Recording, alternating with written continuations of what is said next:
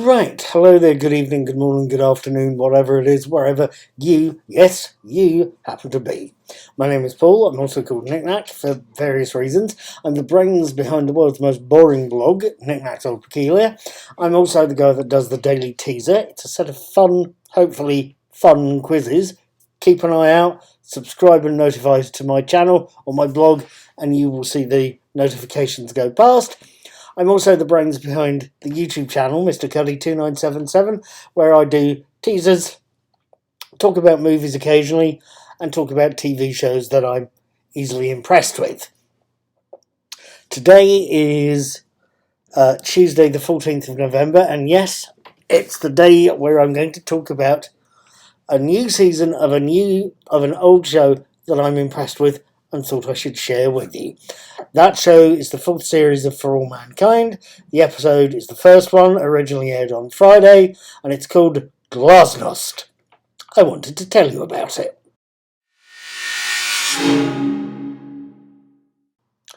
Episode 1, Glasnost, opens with a flashback to earlier series, giving us a brief summary before moving on, reminding us that it's now 2003, John Lennon survived the bullet, and the Soviet Union never fell, and that President Wilson, J.D. Balfour, was replaced as president by Al Gore. Whether that's a good thing, I don't know.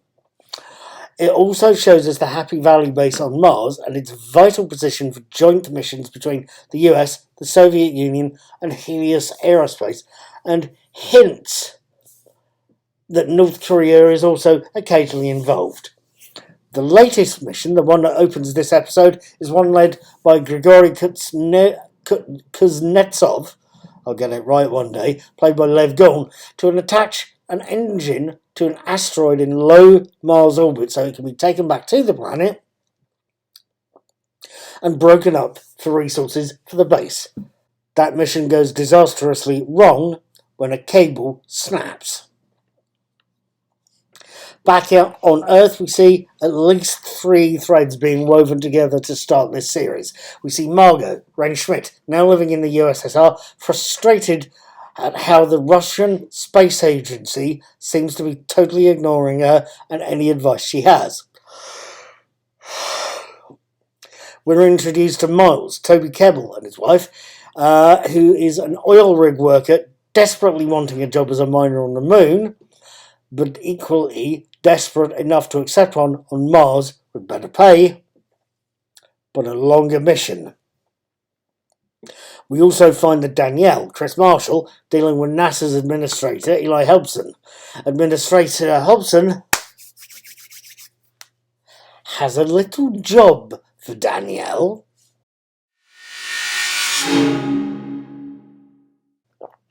Now, what did I make of Glasnost, of this opening episode?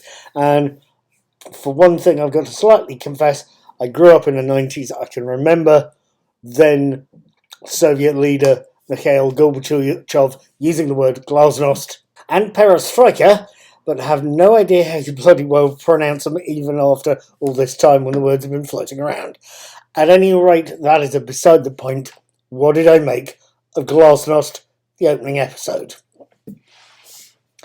It's been argued for some years that For All Mankind is something of a science fiction soap opera. It focuses on love affairs, arguments, families, relationships, as much as it does anything else.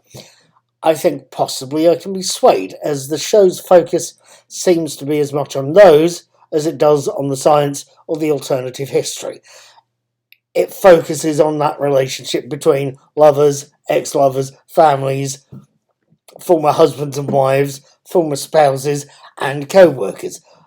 That is something that Glasnost reminds us of in the exchanges between Ed Baldwin, Joel Kinnaman, and his daughter Kelly, Cynthia Wu. But this episode of For All Mankind also reminds us that the show is capable of big science and big drama as well. That's the other thing the show's about, big science and big drama. Because Glasnost shows us the joint US and Soviet project to get extra resources to Mars, but that goes badly wrong, and that those consequences, the consequences of that event, not least of which the death of Gregory Kuznetsov and the mistrust shown by Margot, or to Margot, by her new country, and the panic attacks Elena Coral Pena is suffering after the bombings in season 3, it reminds us that the consequences are many and that some are still to come.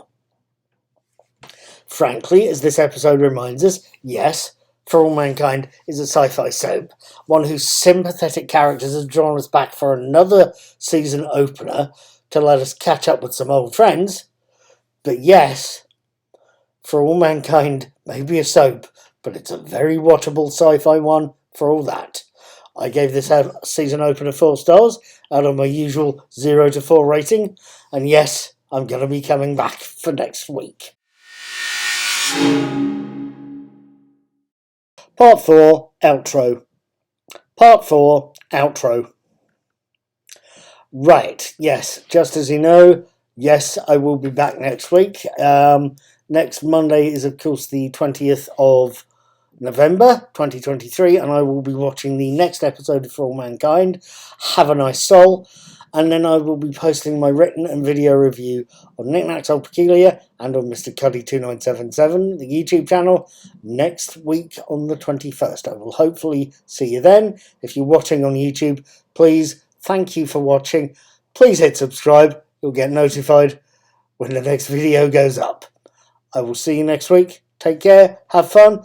Please subscribe. You'll see the teasers. And please have a good week.